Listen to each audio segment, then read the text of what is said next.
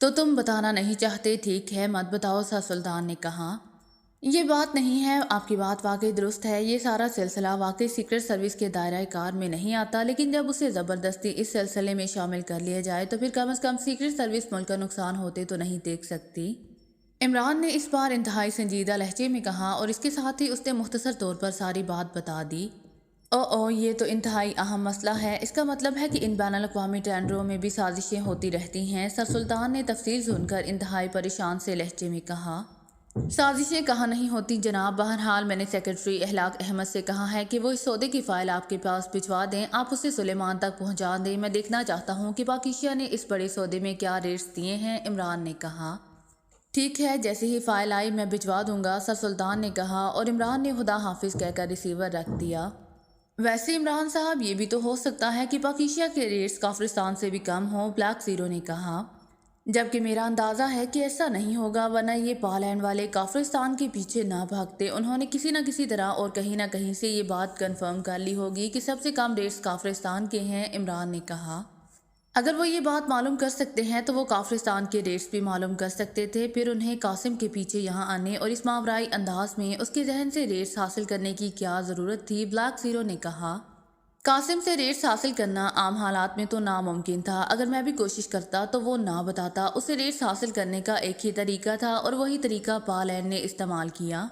یہ ان کی خوش قسمتی ہے کہ میڈم جوزی ان کے ملک کی رہنے والی ہے اور سیکرٹ ایجنٹ بھی ہے، عمران نے کہا، اور بلیک زیرو نے اسبات میں سر ہلا دیا۔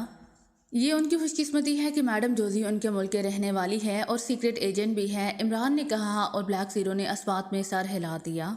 پھر تقریباً آدھے گھنٹے بعد سیٹی کی مخصوص آواز سنائی دی تو وہ دونوں ہی چونک پڑے، کیونکہ یہ مخصوص آواز بتا رہی تھی کہ گیٹ کے سامنے بنے ہوئے مخصوص خانے میں کوئی پیکٹ ڈالا گیا ہے، اور وہ دونوں سمجھے تھے کہ یہ وہی فائل ہوگی، کیونکہ عمران اس دوران سلیمان کو ہدایت دے چکا تھا کہ سر سلطان کی طرف سے جو پیکٹ وصول ہو وہ اسے فوراً دانش منزل تک پہنچا دے۔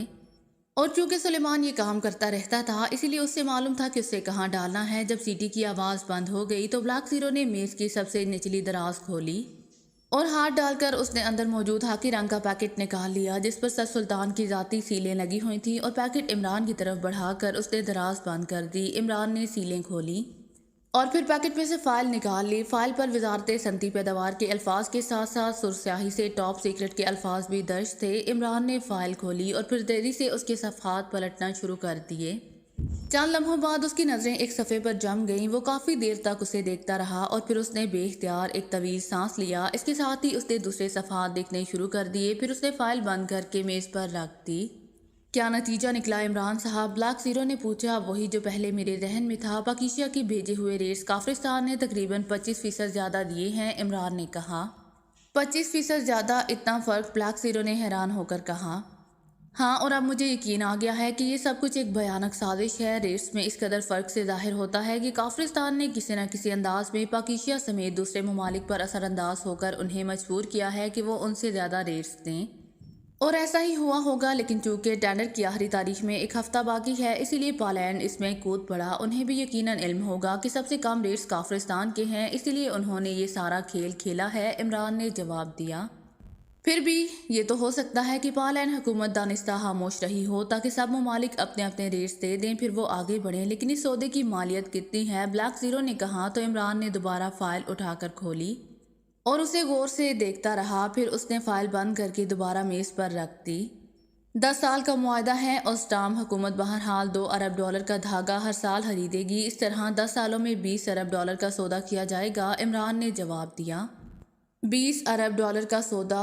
یہ تو خاصی بڑی رقم ہے، بلیک زیرو نے حیران ہو کر کہا، اور عمران نے اسبات میں سر ہلا دیا۔ اب آپ کا کیا پروگرام ہے؟ چند لمحوں کی خاموشی کے بعد بلیک زیرو نے کہا۔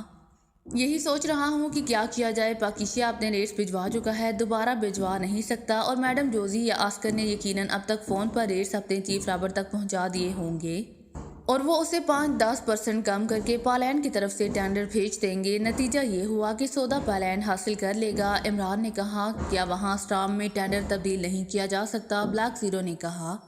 نہیں، اگر ایسا ہو سکتا تو پالینڈ حکومت کو اتنا لمبا چوڑا کھڑاک پھیلانے کی ضرورت ہی نہ ہوتی، وہ وہیں سے ہی خاموشی سے کافرستان کے ریٹس معلوم کر لیتی۔ اس کے اس انداز میں کارروائی کرنے کا مطلب ہے کہ وہاں ایسے انتظامات موجود ہیں جو ہر لحاظ سے فول پروف ہیں، عمران نے جواب دیتے ہوئے کہا، اور بلیک زیرو نے اس بات میں سر ہلا دیا۔ وہ سرخ ڈائری مجھے دو، عمران نے بلیک زیرو سے کہا، تو بلیک زیرو نے دراز سے سرخ رنگ کی جلد والی سنگین ڈائری نکال کر عمران کی طرف بڑھا دی۔ عمران کافی دیر تک ڈائری کے صفحات الٹتا پلٹتا رہا، پھر اس کی نظریں ایک صفحے پر جم گئیں۔ چند لمحوں بعد اس نے ڈائری بند کر کے اسے میز پر رکھا اور ہاتھ بڑھا کر ریسیور اٹھا لیا اور تیزی سے انکوائری کے نمبر ڈائل کرنے شروع کر دیے۔ Enquiry please. رابطہ قائم ہوتے ہی دوسری طرف سے آواز سنائی دی، اسٹرانگ کا رابطہ نمبر اور اس کے دارالحکومت گینا کا رابطہ نمبر دیں۔ عمران نے کہا، تو چند لمحوں کی خاموشی کے بعد دونوں نمبر بتا دیے گئے۔ عمران نے ایک رڈل دبایا اور پھر ٹون آنے پر اس نے تیزی سے نمبر ڈائل کرنے شروع کر دیے۔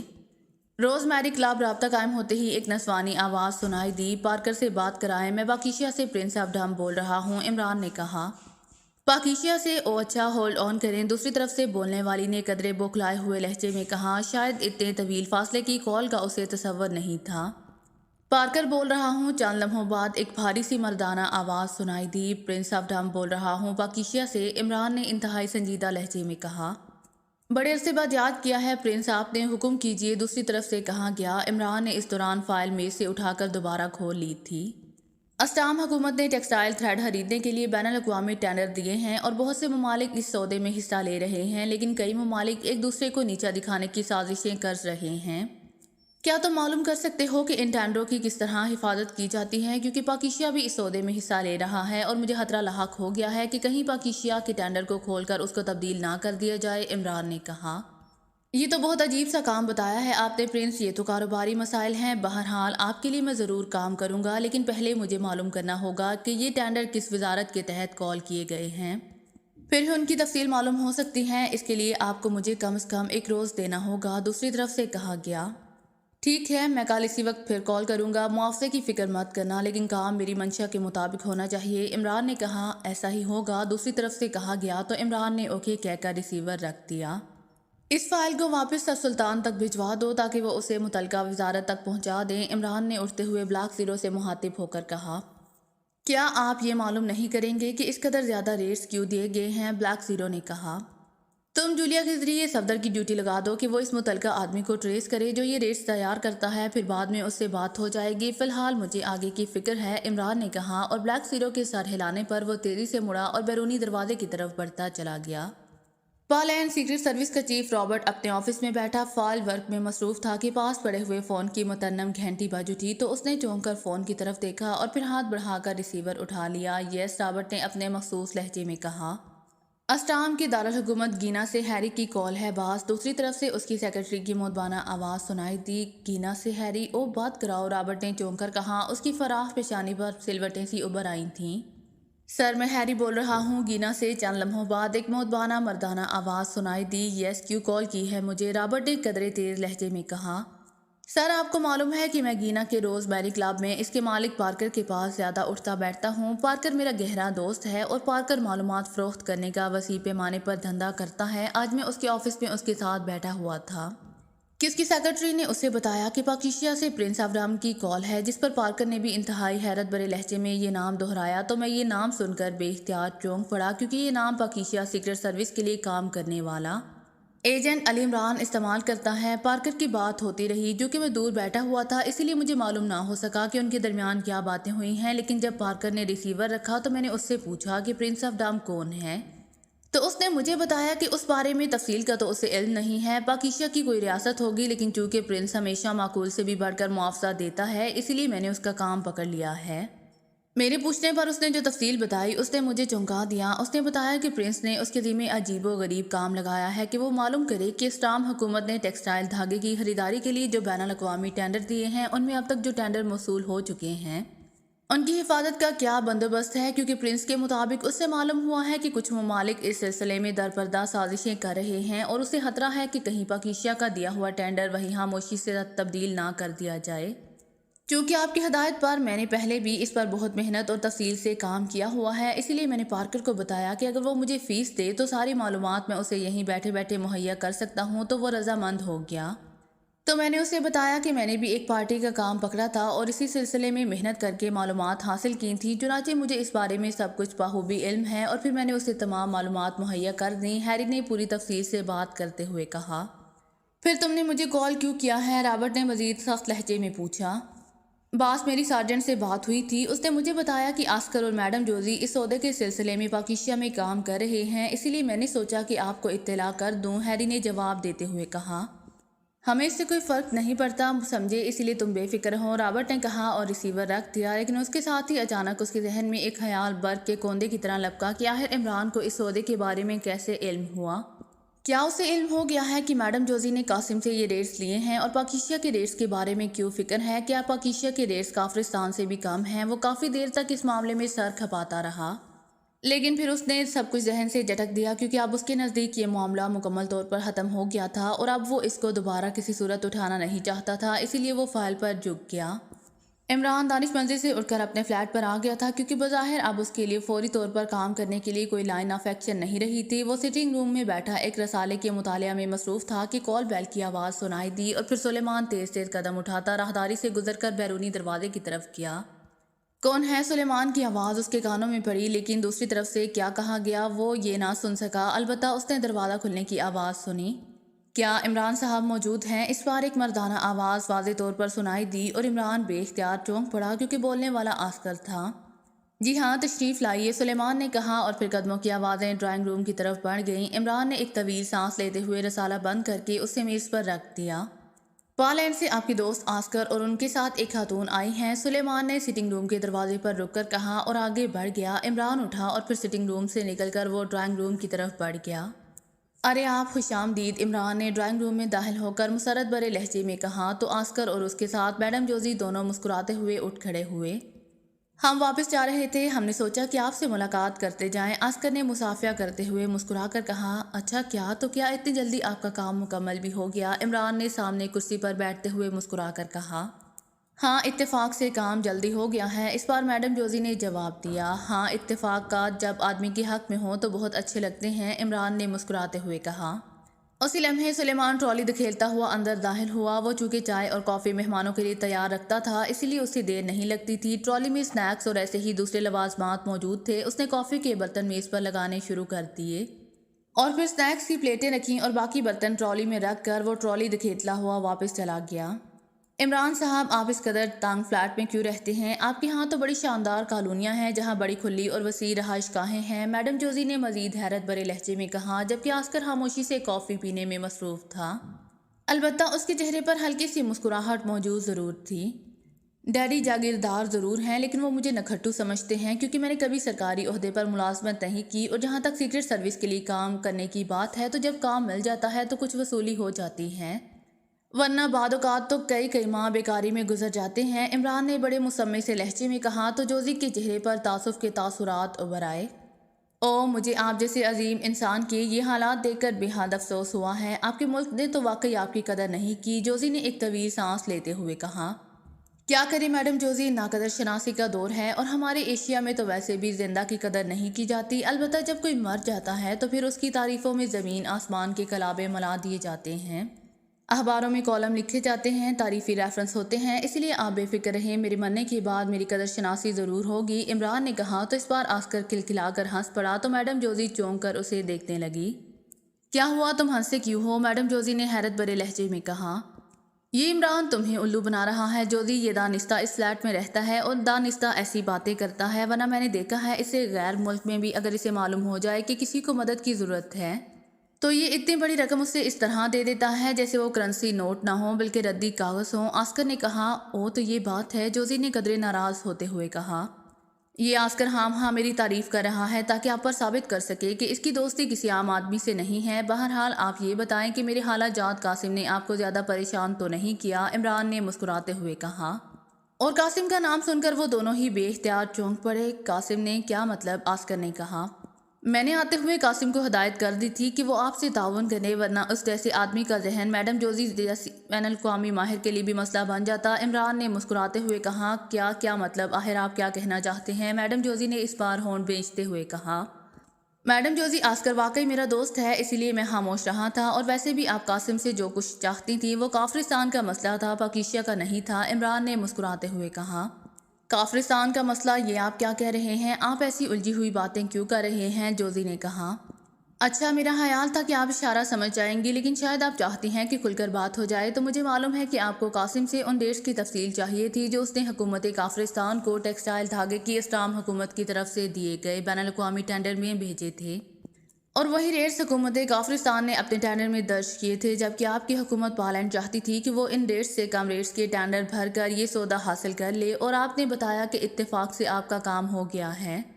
لیکن اب یہ بتا دوں کہ آپ گو ہپناٹزم اور اس سے متعلقہ علوم میں بین الاقوامی شہرت کی مالک ہیں، لیکن اس کے باوجود قاسم آپ کے لیے انتہائی ٹیڑھی کھیر ثابت ہوتا، مگر میں نے نیند کے دوران ہی اس کے ذہن کو ہدایت کر دی تھی کہ وہ آپ سے تعاون کرے۔ چنانچہ اس نے تعاون کیا اور آپ کا کام ہو گیا، عمران نے تفصیل بیان کرتے ہوئے کہا، اور میڈم جوزی نے بے اختیار ایک طویل سانس لیا۔ لیکن آپ کو کیسے معلوم ہوا کہ میں نے اس سے ٹیکسٹائل دھاگے کے ریٹس حاصل کیے ہیں؟ جوزی نے ہونٹ چباتے ہوئے کہا۔ تھوڑی بہت سدھ بدھ مجھے بھی ان علوم میں حاصل ہے، اس لیے جو لسٹ آپ نے قاسم سے حاصل کی ہے وہ آپ کے ساتھ ساتھ میں نے یہاں بیٹھے بیٹھے وصول کر لی ہے، اور چونکہ آپ میرے ہاں مہمان ہیں اسی لیے میں یہ لسٹ آپ کو تحفے میں دے سکتا ہوں، عمران نے مسکراتے ہوئے کہا۔ اور اس کے ساتھ ہی اس نے جیب سے وہ کاغذ نکال کر جوزی کی طرف بڑھا دیا۔ میڈم جوزی نے جھپٹ کر وہ کاغذ اس کے ہاتھ سے لے لیا اور اسے کھول کر دیکھنے لگی۔ اس کے چہرے پر شدید ترین حیرت کے تاثرات ابھر آئے تھے۔ دیکھ لیجئے یہ آپ کی لسٹ کی ہو بہو نقل ہے یا نہیں، عمران نے کہا۔ یہ بالکل وہی ہے، جوزی نے کہا۔ شکریہ، یہ میری طرف سے تحفہ ہے، آپ کے لیے بھی اور آپ کے باس رابرٹ کے لیے بھی۔ اس نے شاید جان بوجھ کر آسکر کو آپ کے ساتھ بھیجا تھا، ورنہ اسے بھی معلوم تھا کہ پاکیشیا میں اتفاقات اتنی آسانی سے وقوع پذیر نہیں ہوا کرتے، عمران نے کہا۔ یہ آپ نے کس علم کے تحت حاصل کی ہے؟ مجھے بعد میں احساس ہوا، اور میں نے یہ بات آسکر سے بھی کی تھی، اور سچ یہ ہے کہ اس بات کی تصدیق کے لیے ہم یہاں آئے ہیں، جوزی نے اس بار کھل کر بات کرتے ہوئے کہا۔ آئی ٹی کے ذریعے، جس کا میں ایک ادنا طالب علم ہوں، عمران نے مسکراتے ہوئے جواب دیا۔